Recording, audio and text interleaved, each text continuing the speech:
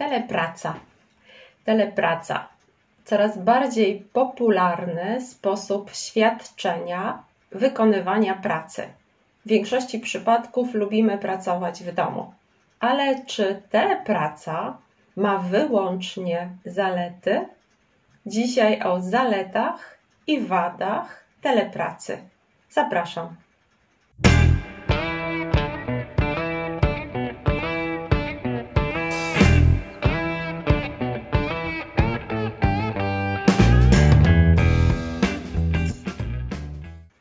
Cześć, dzień dobry. Witajcie na Polski Codziennie. Na początku chciałabym podziękować naszemu nowemu członkowi klubu Polski Codziennie, Aleksowi. Aleks, dziękuję. Jeśli macie ochotę, również możecie zostać członkami naszego klubu Polski Codziennie poprzez platformę Patreon. Możecie korzystać z wielu materiałów dodatkowych na platformie Patreon, które zostały przygotowane do każdego wideo i do każdego podcastu. Poza transkrypcją w formacie PDF, którą możecie wydrukować, poza audio w formacie MP3, które możecie wgrać na swój telefon i słuchać w każdym miejscu, w którym chcecie, jest wiele materiałów, wiele innych materiałów, które są bardzo pomocne w nauce języka polskiego. Są to takie materiały jak wyjaśnienie trudnych słów, które występują w wideo. Te słowa zawsze zaznaczam żółtym kolorem w transkrypcji do wideo lub do podcastu. Jeśli więc zobaczycie w pliku PDF w transkrypcji słowo, które zostało zaznaczone żółtym kolorem, oznacza to, że jego wyjaśnienia możecie szukać właśnie w dokumencie, który nazywa się Wyjaśnienie trudnych słów. To wyjaśnienie trudnych słów, przygotowane jest w formacie PDF do czytania oraz w formacie MP3 do słuchania. Ten materiał dostarczy Ci wiele nowych słów, nowego słownictwa, dlatego że wyjaśniając słowa posługuje się również synonimami wyjaśnianych słów. Daje przykłady konkretnych sytuacji, aby coś wyjaśnić. Dalej mamy aplikację do nauki wymowy w języku polskim. Jest to bardzo dobra aplikacja, jest ona bardzo potrzebna, aby ćwiczyć wymowę. Dzięki tej aplikacji możesz słuchać każdego słowa wiele razy i wiele razy je powtarzać, aż będziesz mieć pewność, że wymawiasz to słowo właściwie. Następnie mamy quiz. Quiz, który sprawdzi Twój stopień zrozumienia materiału, Twój stopień zrozumienia wideo lub podcastu. Quiz można robić wiele razy i jest on również, podobnie jak wyjaśnienie trudnych słów, świetnym źródłem do nauki dodatkowego słownictwa, które nie występuje w wideo lub w podcaście. Kolejne jest dyktando. Dyktando związane z tematem wideo lub z tematem podcastu. Dyktando ma wersję MP3 do słuchania i pisania oraz wersję PDF do sprawdzenia, czy dyktando zostało napisane w sposób właściwy. Nowe wideo i nowe podcasty, które zaczęły pojawiać się od nowego roku, mają również fiszki do nauki słownictwa. Fiszki są przygotowane w znanej aplikacji Quizlet. Wystarczy więc wgrać je do swojej komórki lub do swojego komputera bez konieczności ich przepisywania. To jest dużo rzeczy dodatkowych przygotowanych do każdego materiału. Warto z nich korzystać, aby uczyć się języka lepiej i szybciej. Jeśli chcecie mieć dostęp do wszystkich tych materiałów, dołączcie do klubu Polski Codziennie. Zapraszam Was serdecznie. Link do klubu na platformie Patreon znajdziecie opisie poniżej. Teraz wracamy do dzisiejszego tematu, którym jest telepraca. Od razu powiem na początku, że mamy dwie możliwe sytuacje związane z pracą poza siedzibą firmy. Mamy dwa aspekty prawne, które określają ten rodzaj pracy, którą wykonujemy poza firmą. Mamy telepracę i mamy pracę zdalną. Mówię o tym, bo czytając artykuły po polsku możecie zobaczyć obie te nazwy. Teoretycznie telepraca i praca zdalna może wyglądać tak samo, ale istnieje różnica w przepisach w prawie pracy w Polsce. Bez dużego wyjaśniania telepraca jest uregulowana w przepisach. Ktoś podpisuje formalną umowę, kontrakt na telepracę. Praca zdalna jest oparta na uzgodnieniach między pracownikiem a pracodawcą. Na przykład w czasie pandemii wiele firm zdecydowało, że pracownicy zostaną w domach i będą pracować zdalnie, aby zminimalizować ryzyko zarażenia się wirusem. Czym jest więc telepraca? Telepraca to praca, którą wykonujemy poza siedzibą firmy, a efekty naszej pracy wysyłamy do firmy, do naszego pracodawcy. Najczęściej mamy dostęp do jakiejś platformy, do której się logujemy i pracujemy na niej, lub też używamy maila i naszą pracę wysyłamy mailem do firmy. Tak czy inaczej korzystamy z internetu. Możliwość pracy, telepracy jest niewątpliwą zaletą internetu w dzisiejszych czasach. O zaletach, ale i wadach internetu mówiłam we wcześniejszym wideo, które zobaczycie pewnie tutaj.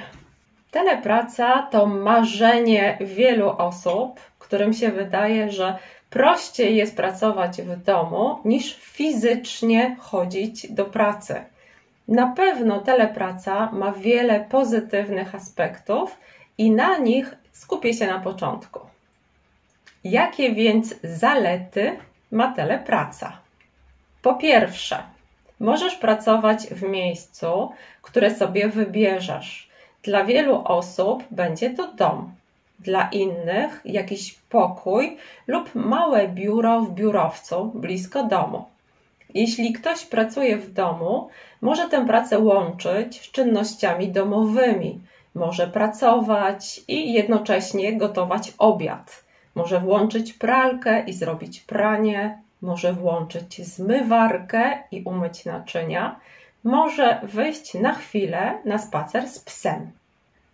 Po drugie, możesz dopasować godziny pracy do swojego życia, do rytmu Twojego życia. Możesz łączyć pracę z aspektami prywatnymi.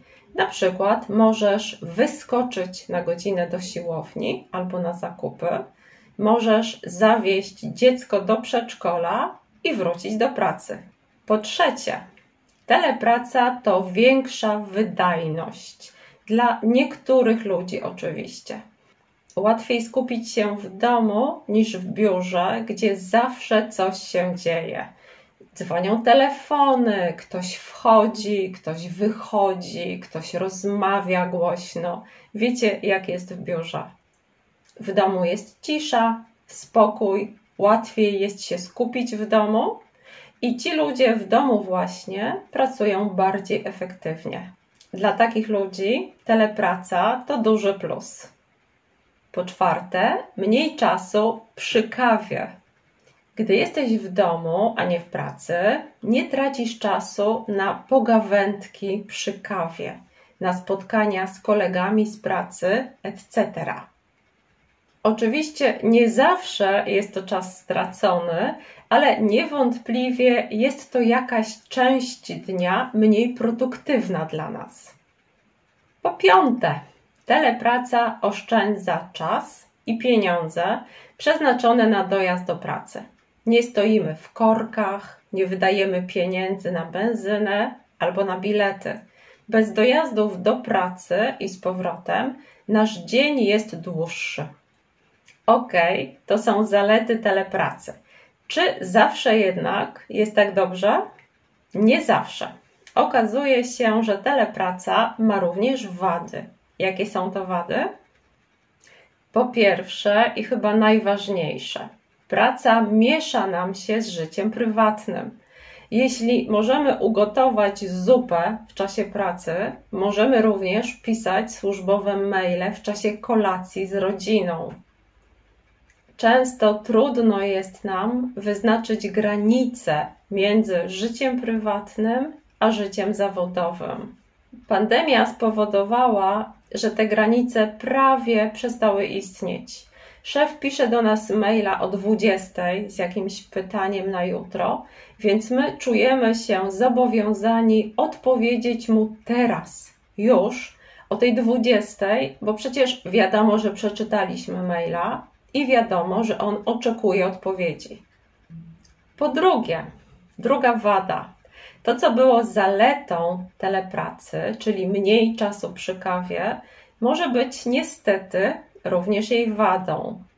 Dlaczego? Dlatego, że tracimy relacje z innymi ludźmi z pracy. Owszem, piszemy do nich maile, czasem mamy rozmowę czy wideo rozmowę z nimi. W Polsce mówimy też często, że mamy calla z szefem, ale nie jest to to samo. Nie jest to to samo, co spotkać się w kuchni przy ekspresie do kawy na żywo i na żywo chwilę porozmawiać. I po trzecie, telepraca wymaga dobrej dyscypliny, samodyscypliny i dobrej organizacji pracy. Jeśli masz problemy z wewnętrzną motywacją, może być Ci trudno. Nie masz szefa, który stoi nad tobą, nikt nie sprawdza, czy rzeczywiście pracujesz, czy kolejną godzinę spędzasz na Instagramie czy Netflixie. Od ciebie zależy, jak zorganizujesz sobie pracę i czy taki rodzaj pracy nie wprowadzi wiele chaosu w twoje życie prywatne. Na koniec mam dla Was ciekawostkę dotyczącą telepracy. Telepraca to wcale nie jest nowa rzecz, nowy pomysł. To nie my wymyśliliśmy telepracę.